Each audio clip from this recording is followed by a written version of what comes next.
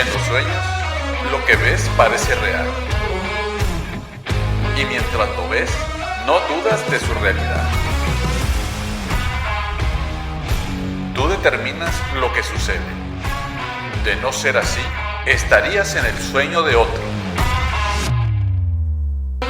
Mi nombre es Aarón Pérez y esto es Despertar Consciente, un podcast que no intenta darte respuestas, tan solo ser una posibilidad para el descubrimiento. Para despertar de un sueño, primero tienes que cuestionarlo. Si es cierto que estamos soñando, lo descubriremos cuando despertemos.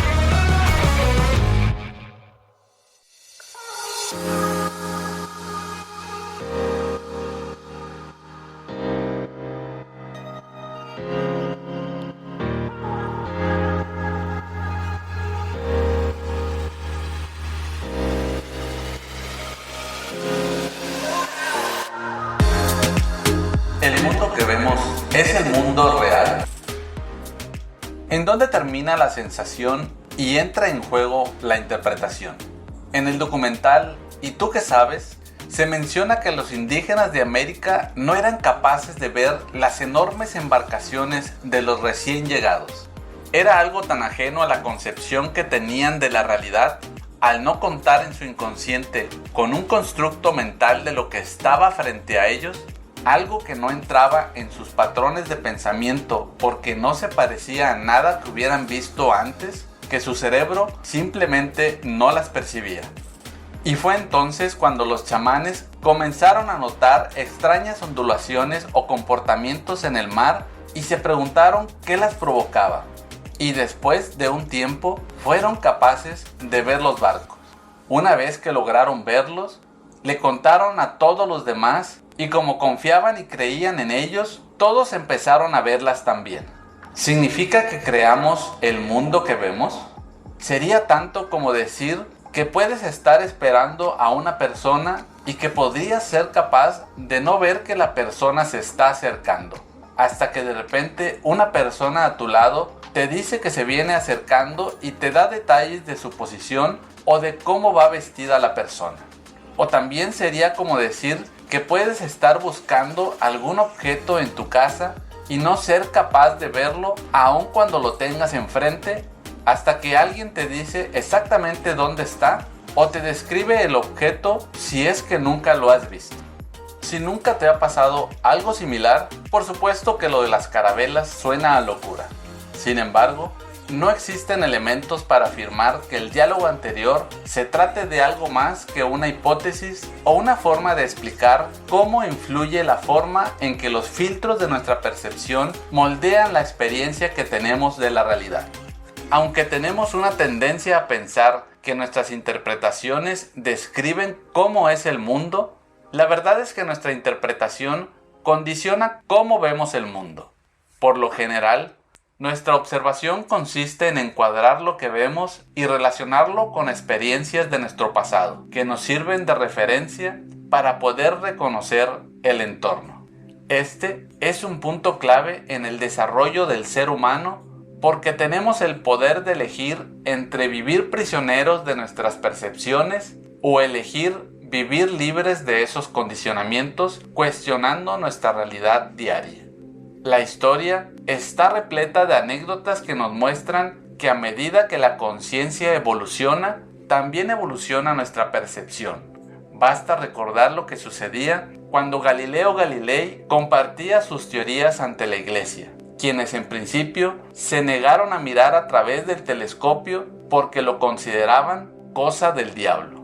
¿O qué decir de su defensa de las leyes de Copérnico? Lo que ocasionó que en 1633 la Iglesia Católica lo condenara a prisión perpetua por defender que la Tierra es la que gira alrededor del Sol. Y no fue hasta 359 años después, en 1992, cuando por medio del Papa Juan Pablo II, la Iglesia reconoció públicamente que cometieron un error al condenarlo. Cuando algo no se entiende porque va más allá de nuestras verdades, con gran facilidad se le etiqueta de locura, pseudociencia o incluso de sectario. En la actualidad, tenemos el caso del científico Robert Lanza con su teoría del biocentrismo, rechazada por postular a la biología como el centro de todas las ciencias y considerar que la vida y la conciencia son muy importantes para poder entender el universo.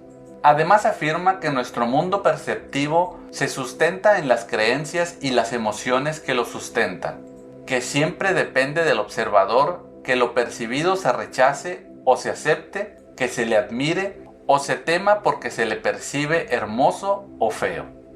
Las cualidades y los adjetivos no existen como tales en la realidad percibida.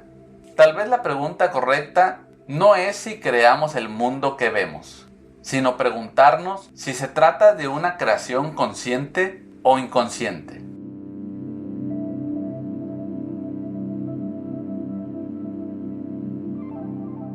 Nuestros prejuicios determinan nuestras experiencias porque configuran nuestras interpretaciones, haciéndonos creer que lo que percibimos es la única realidad. Sin embargo, esta interpretación consiste en una proyección de nuestro sistema de creencias. La percepción siempre evidencia al perceptor, ya que pone de manifiesto su estado mental.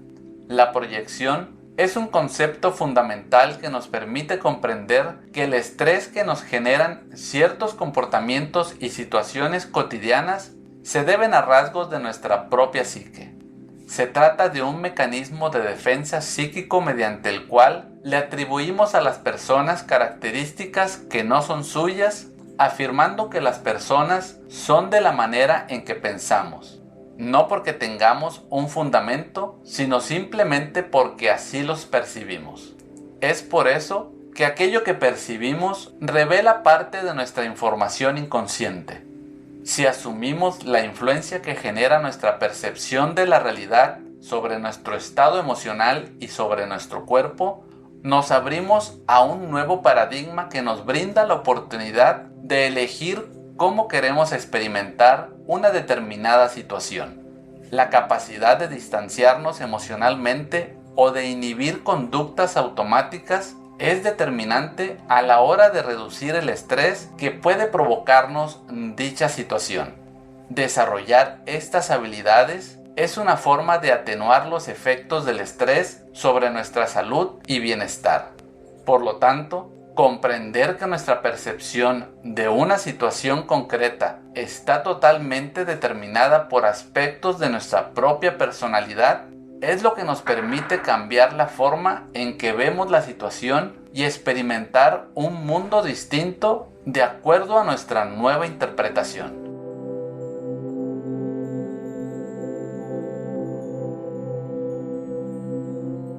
Lo más importante a tener en cuenta es que nuestra percepción determina el mundo que queremos ver y cómo lo queremos experimentar. No ser conscientes de esto marca una tendencia hacia el victimismo emocional. Desde Platón y su disertación sobre el mito de la caverna hasta pensadores de este siglo como David Hawkins han considerado que en realidad no describimos un universo objetivo y existente en sí mismo, sino más bien que describimos las categorías de la actividad de la mente. Es decir, sabemos que existe una diferencia entre el mundo y nuestra percepción en él. Sin embargo, no nos relacionamos directamente con el mundo. Más bien, hemos desarrollado una gran capacidad de elaborar pensamientos y constructos mentales que crean diferentes representaciones del mundo en el que vivimos y que al mismo tiempo generan una conducta determinada. Nuestra percepción del mundo se forma principalmente de nuestras vivencias. Cada persona cuenta con su propio mapa del mundo, mismo que nunca representa el territorio completo. Es prácticamente imposible encontrar dos personas que tengan el mismo modelo del mundo y las mismas experiencias vitales, incluso siendo miembros de la misma familia. El mundo externo es demasiado complejo como para poder recoger y archivar toda la información disponible. En lugar de eso, a lo largo de nuestra vida construimos un mapa con algunas partes de esa información, aquellos datos que son esenciales para permitirnos interactuar con nuestro entorno. Y en función de ese mapa, de esa representación simplificada de la realidad, es que tomamos decisiones y actuamos. Aunque no sea exacto, nos permite funcionar de forma adecuada y adaptativa. Por lo tanto, lo importante no es contar con un mapa correcto, sino con uno que sea útil y nos permita adaptarnos de acuerdo a nuestro contexto. Todos son válidos mientras cumplan su función. No obstante, no debemos confundir funcionar con base en un mapa que es útil para uno con pensar que es el mejor mapa o el más correcto. Todos son simplificaciones. Cada persona tiene su propio mapa de la realidad. Y tal como ya he comentado, el mapa de cada persona es diferente. Cada mapa es mejorable si ampliamos las opciones que contiene y su funcionamiento es flexible. En ese sentido, es preferible un mapa más flexible que uno más exacto. No existe un solo mapa que contenga toda la información acerca del territorio. Es por eso que el mapa más adecuado no es aquel que contiene la mayor información posible, sino aquel que tiene la información necesaria para adaptarme al entorno en función de lo que se quiere conseguir. Por lo tanto, el hecho de que esté usando un mapa determinado no quiere decir que sea el más completo.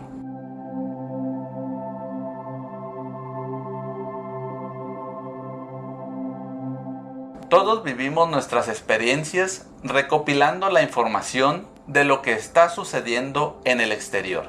Dicha información es procesada en principio a través de nuestros 5 sentidos y por medio de ellos internamente codificamos, almacenamos y le damos sentido a la información que percibimos. Recopilar nos permite recuperar la información de experiencias anteriores y revivirla.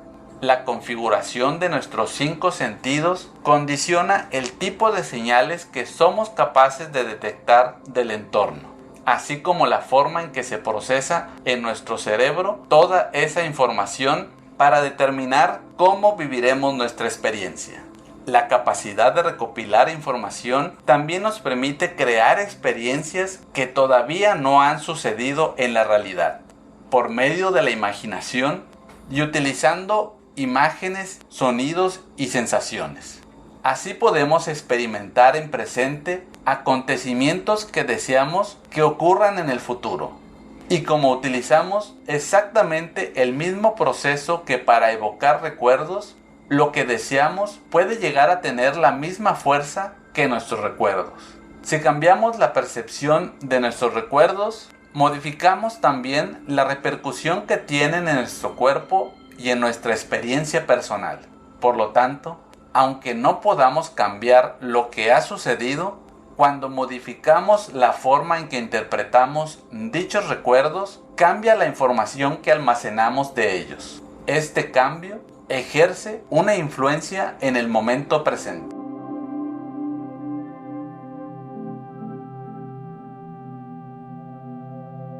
Es obvio que todos usamos constantemente nuestros 5 sentidos en nuestra vida diaria. Sin embargo, inconscientemente nos apoyamos más en unos que en otros, lo que incluso influye en nuestras preferencias personales. Por ejemplo, en algunas influye más lo que escuchan, mientras que para otras personas tiene más importancia lo que ven. Todos tenemos esa predisposición inconsciente y particular para recopilar los estímulos del entorno de una forma determinada. Existe una memoria inherente heredada por la descendencia que configura nuestras preferencias sensoriales dependiendo de las situaciones que han experimentado nuestros antepasados, lo que influye en cómo vivimos nuestras experiencias y en función de eso mostraremos una mayor preferencia por un canal sensorial o por una combinación de los mismos. Aunque todas las personas usamos todos nuestros sentidos al mismo tiempo, suele haber uno que está más presente en el proceso de percepción. Como cada persona expresa sus experiencias a través de un canal preferente, Si descubrimos cuál es el sistema representacional preferido de la otra persona, eso nos brindará la oportunidad de expresarnos de tal forma que nuestra comunicación se adapte a la persona. Hablaremos su mismo idioma. La modalidad sensorial preferente no solo influye y es importante en cómo experimentamos nuestra realidad. En gran medida, determina la forma en que recibimos, gestionamos, codificamos y almacenamos internamente la información que percibimos del exterior.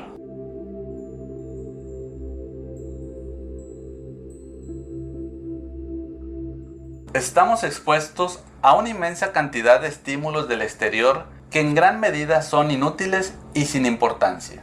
Y es gracias al cerebro y al sistema nervioso que tienen como función protegernos y dejar fuera la mayor parte de toda esa información que de otra forma deberíamos estar percibiendo y recordando en todo momento.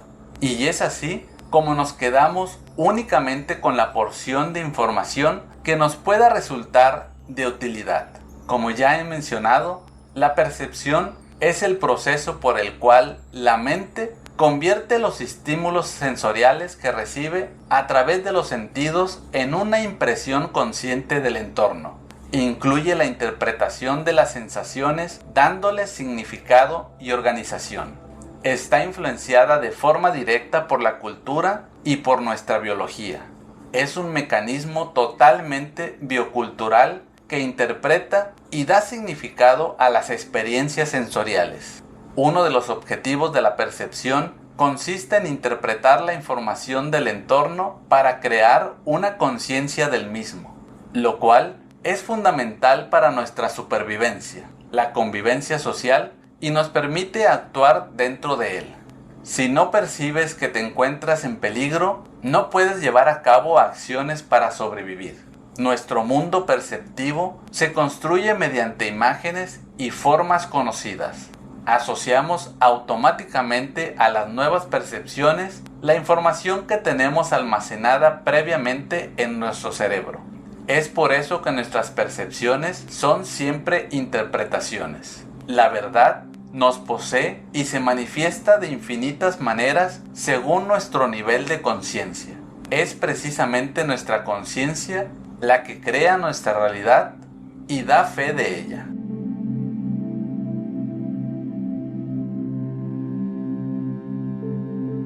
La historia se repite continuamente como consecuencia de nuestro orgullo y de que nos negamos a abrir la mente a otras posibilidades y realidades que nos están esperando. Sin embargo, para lograr alcanzar un mayor nivel de conciencia, no es necesario hacer nada. No se trata de un logro o una progresión lineal. Todo se revela por sí mismo cuando dejamos de posicionarnos, de cualificar las cosas y cuidar el lenguaje al momento de revelar verdades, porque las palabras crean patrones de pensamiento que se proyectan en el mundo. No somos conscientes de que no vemos, sino que interpretamos.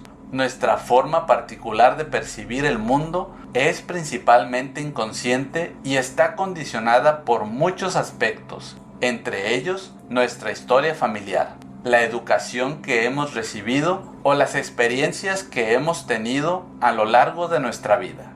Toda esa información se almacena en nuestro inconsciente. Este proceso lo podemos reconocer en algo que hacemos constantemente, como cuando creamos una primera impresión de alguien que acabamos de conocer.